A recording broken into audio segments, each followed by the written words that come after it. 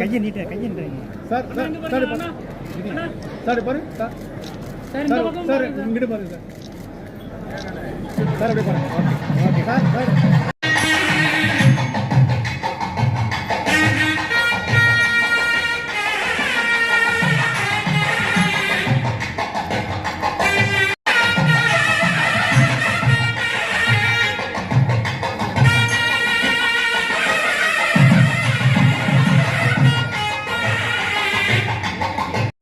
Sir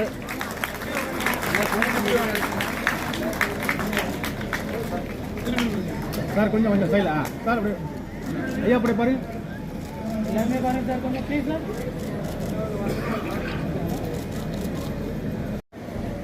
நாளைய தினம் மகாராஷ்டிரா மாநிலத்திற்கு ஒரு முக்கிய நகரத்துக்கு ஒரு மிகப்பெரிய நிகழ்ச்சிக்கு நம்முடைய பாரத பிரதமர் நரேந்திர மோடிஜி அவர்கள் காலை 10 மணிக்கு வர இருக்கிறார்கள். ஆளுநர் அங்கே இருக்க வேண்டிய அவசியம் அவசரம் என்று எல்லோருக்கும் தெரியும். இன்றைக்கு நம்முடைய மரியாதைக்குரிய மகாராஷ்டிரா மாநிலத்தினுடைய ஆளுநர் இங்கே 178வது ஆராதனை விழாவிலே கலந்து கொண்டு மேடையிலே அமர்ந்திருக்கின்றார் என்றால் சுவாமிகளுடைய புகழுக்கு பெருமை சேர்க்க வேண்டும் என்ற ஒரே எண்ணத்தின் அடிப்படையிலே இங்கே வருகை புரிந்திருக்கிறார்கள். புரிந்திருக்கும் அனைவருக்கும் மாவட்ட நிர்வாகத்தின் சார்பில் அன்போடு வரவேற்கிறோம். இங்கு ஸ்பெஷல் சீஃப் கெஸ்டாக வருகை புரிந்திருக்கும் மேலக மகாராஷ்டிரா மாநிலத்தின் ஆளுநர் ஐயா அவர்களையும், சபையின் தலைவர் திரு GK வாசன் ஐயா அவர்களையும், காரியதர்சிகளையும், அறங்காவலர்களையும், பொருளாளர்களையும் மற்றும் உதவி செயலாளர்களையும், இசைக்கலைஞர்கள், பொதுமக்கள், ஊடக நண்பர்கள், அரசு அதிகாரிகள், திருவாரூர்ல பிறந்திருந்தாலும் இந்த ஊர்ல வந்து வாழ்ந்து அவரோட கடைசி காலங்களை இங்கே வந்து கழித்து அதுக்காக இப்படி ஒரு விழாவை நம்ம வந்து இந்த ஊர்ல நடத்துறோம் அப்படிங்கிறது வந்து இந்த மாவட்ட நிர்வாகத்துக்கும் இந்த டீமுக்குமே ஒரு ரொம்ப பெருமையான ஒரு விஷயம். ஐயா அவர்களை பத்தி படிச்சுட்டு வரும் பொழுது சிலருக்கு வந்து சொல்லி கொடுத்து ஞானம் வரும். ஆனா தியாகபிரம்மம் ஐயா அப்படி இல்லை. பிறவியில இருந்தே இசை மேல வந்து அவருக்கு ஒரு பெரிய ஒரு இன்ட்ரெஸ்ட், ஒரு ஆர்வம் வந்து அதிகமாக இருந்தது. முறைப்படியாகவும் வந்து அவர் தாயின் அன்பாய்,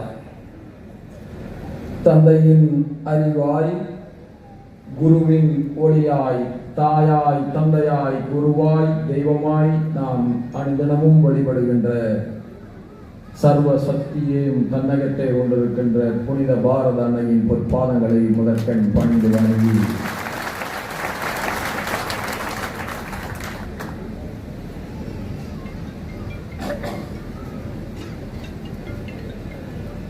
ஒரு நூற்றாண்டு அல்ல, ஒரு நூற்றாண்டையும் தாண்டி இரண்டாவது நூற்றாண்டை நெருங்கிக் கொண்டிருக்கிறது.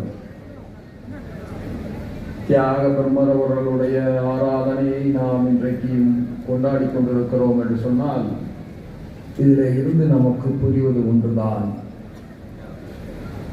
நல்ல விதை ஒன்று மண்ணிலே விழுந்தது என்று சொன்னால் மழையில்லாத காலங்கள் பல ஆண்டுகள் இருந்தாலும் என்றைக்கு மழையை பெற்று அது முளைக்கிறதோ அப்பொழுது அது ஒரு நல் விருட்சமாக மட்டும்தான் முளைக்கும்.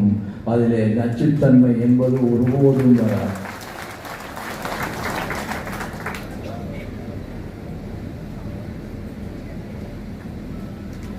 நான் ஏற்கனவே ஒரு கூட்டத்தில் சொன்னேன். நான் ஒரு முறை தஞ்சைக்கு வந்திருந்த போது என்னுடைய சகாக்கள் இங்கே அமர்ந்திருக்கிறார்களே, முன்னாள் இயக்க தோழர்கள், அருமையா வக்கீல் ராஜேந்திரன் அவர்களோடும், கர்ணன் அவர்களோடும், வெங்கடேஷ் அவர்களோடும் சரஸ்வதி நூலகத்திற்கு சென்றிருந்தேன். அப்பொழுது ஒரு புத்தகத்தை வாங்கி, அந்த புத்தகம் என்ன சொல்லுகிறது என்று சொன்னால் தஞ்சை சரபோஜி மன்னருடைய வரலாற்றை அது சொல்லுகிறது. அந்த புத்தகத்தை நான் வாங்கி படித்தேன். அந்த புத்தகத்திலே ஒரு சில வரிகள் வருகிறது. இந்த வரிகள் என்ன சொல்கிறது தெரியுமா? ஒரு முறை சரபோஜி மன்னர் காசிக்கு செல்கிறார். காசியில் இவர் எந்த நாட்டு மன்னர் என்று தெரியவில்லை. ஆனால் காசி மக்களுக்கு ஒன்று புரிகிறது, இவர் பரிவாரங்களுடன் செல்கின்ற பொழுது இவர் மன்னர் என்று புரிகிறது. ஆனால் எந்த தேசத்து மன்னர் என்று புரியவில்லை. அதனால் உடனே அங்கே இருக்கின்ற அகோரிகள் இடத்திலே செல்கிறார்கள். என்று சொன்னால் அகோரிகள் தேசம் முழுவதும் கால்நடையாகவே சுற்றித் திரிகின்றவர்கள். அவர்களுக்கு தேசம் முழுவதும் சொந்தம், தனக்கென்று எதுவும் கிடையாது.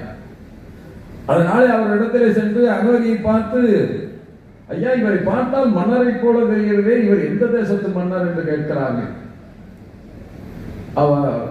அந்த அகோரிகள் தஞ்சை தேசத்து மன்னர் என்று சொல்லவில்லை, மாறாக என்ன சொன்னார்கள் தெரியுமா? மூப்பனார் தேசத்து மன்னர் என்று சொன்னார்கள். ஒரு மன்னன் மன்னனாக இருக்க வேண்டும் என்று சொன்னால் அரையணையிலே மட்டும் இருந்தால் போதாது, மக்களுடைய மனது என்கின்ற அரையணையிலும் அவன் வீட்டிருக்க வேண்டும். அப்பொழுதுதான் அவன் மன்னனாக முடியும். நான் சொன்னதை போல ஒரு நல்ல விதையை விதைத்தோம் என்று சொன்னால் அது எப்பொழுதும் முளைத்தாலும் நல்ல கனிகளைத்தான் தரும். அதனால்தான் சொன்னார், ஒரு குடும்பத்தை பொறுத்தளவில் அந்த குடும்பத்தை பார்த்தோம் என்று சொன்னாலே நம்மாலே குணநலங்களை புரிந்து கொள்ள முடியும் என்று நம்முடைய பெரியவர்கள் சொல்லி இருக்கிறார்கள். இதற்கு என்ன காரணம் தெரியுமா? ஜாதி அல்ல, படிப்பறிவு அல்ல. அவன் பிறரை எப்படி நேசிக்கிறான், பிறரோடு எப்படி ஒரு நல்ல அணுகுமுறையை வைத்திருக்கிறான் என்பதை பொறுத்துத்தான் ஒருவன் நல்லவன் கெட்டவன் என்று நிர்ணயிக்கின்றது நம்முடைய தமிழ் கலாச்சாரம். அந்த வழியில் மூப்பனார் ஐயாவுடைய முன்னவர்கள் எல்லாம் ஒரு நல்ல காரியத்தை செய்திருக்கிறார்கள். வந்தவர்கள் அத்துணை பேருக்கும் உணவளித்திருக்கிறார்கள். அகோரிகள் வந்த பொழுதெல்லாம் உணவளித்து விட்டு 2, 3, 5, ஒரு வாரம் 2 வாரம் தங்கி ராமேஸ்வரத்துக்கு சென்றிருக்கிறார்கள். அதனால் அவர்களுக்கு தெரிந்திருக்கிறது அவர்களுடைய கருணை உள்ளம். அந்த கருணை உள்ளத்தினுடைய வெளிப்பாடுதான் இன்றைக்கும் இங்கே வாசன் ஐயா அவர்கள் பேசுகிற பொழுது எனக்கும் மூப்பனார் ஐயாவுக்கும் இருந்த நெருக்கத்தை பற்றி சொன்னார்கள். நான் முதலாக வெற்றி பெற்று பாராளுமன்றத்துக்கு செல்கிறேன். அப்பொழுது எனக்கு வயது 40 தான். மூப்பனார் ஐயா அவர்கள் இந்திரா காந்தியின் குடும்பத்திற்கே ஒரு வழிகாட்டியை போல காமராஜுக்கு பின்பாக தமிழகத்தில் இருந்து சென்றவர். அவரிடத்தில் பல முதலமைச்சர்கள் காத்து கிடப்பார்கள். அவரை பார்ப்பதற்கு பல எம்பிக்கள் காத்து கிடப்பார்கள். பல மந்திரிகள் மூப்பனாருடைய கண்ணசைவுக்கு கட்டுண்டு கிடப்பார்கள். ஆனால் நான் காங்கிரஸ் இயக்கத்தை சார்ந்தவன் அல்ல. என்னுடைய சிறிய வயதிலேயே 17.5 வயதிலேயே நான் ஜனசங்கத்திலே சேர்ந்து விட்டேன். ஆனால் அந்த மைய மண்டபத்தில் ராஜ்யசபாவுக்கும் லோக்சபாவுக்கும் இடையிலே இருக்கின்ற மண்டபம் தான் மைய மண்டபம், சென்ட்ரல் ஹால் என்று சொல்வார்கள். அதுல எப்பொழுதெல்லாம் மூப்பனார் ஐயா அமர்ந்திருக்கிறாரோ நான் அந்த சென்ட்ரல் ஹாலுக்கு சென்று அவருக்கு 2-3 வரிசைகள் பின்தங்கி பின்னாக அமர்வதுதான் வழக்கம்.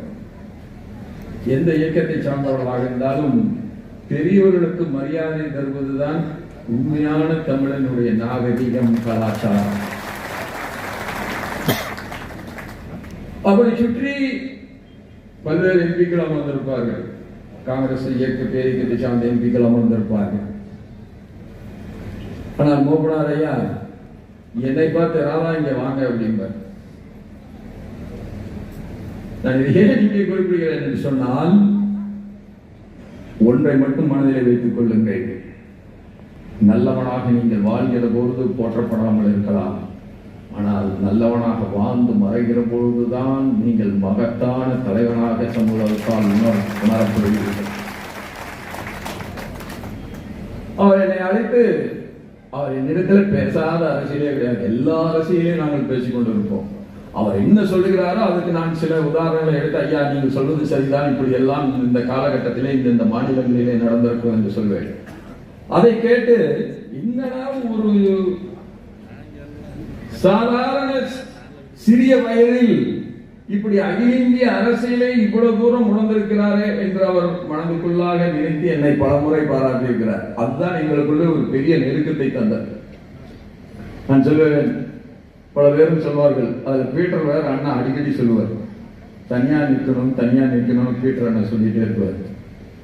நான் பீட்டர் அண்ணன் பேச்சிட்டே சொன்னேன், நீ இந்த பீட்டர் அண்ணன் பேச்சையெல்லாம் கேட்டு எங்கேயாவது தனியா நின்றாதீங்க ஐயா, அதனால நீங்க சரியான கூட்டணி அமைத்து நிற்பது மட்டும்தான் சரியாக இருக்கும் என்று நான் சொல்றேன். ஏன் என்று சொன்னால், யாரிடத்திலே எதை சொன்னாலும் ஒன்றைத்தான் சொல்ல வேண்டும். எது நடைமுறை சாத்தியம், எது வெல்லப் போகிறது என்று பார்த்துத்தான் சொல்ல வேண்டும். நான் நல்லது என்று நினைக்கிறதெல்லாம் மற்றவர்களுக்கும் நன்மை பயப்பதாக இருக்க வேண்டும் என்கின்ற அர்த்தம் இல்லை. எது நடைமுறை சாத்தியம் என்று பார்க்க வேண்டும். அப்படி மூப்பனார் ஐயா அவர்கள் ஓராண்டு அல்ல 2 ஆண்டு அல்ல, இந்த சபாவை 36 ஆண்டு காலம் தலைவராக இருந்து நடத்தி இருக்கிறார்கள்.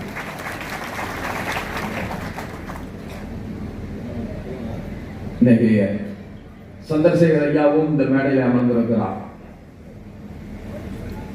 தேசபக்தி என்றால் என்ன என்பது தானாக வர வேண்டும். அவரால் நடக்கவே முடியவில்லை.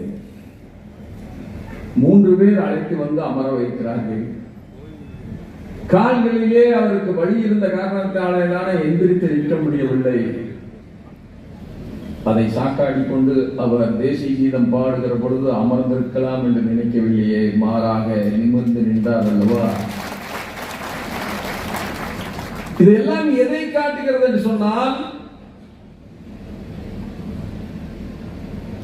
மேன்மக்கள் எப்பொழுதும் மேன்மக்கள்.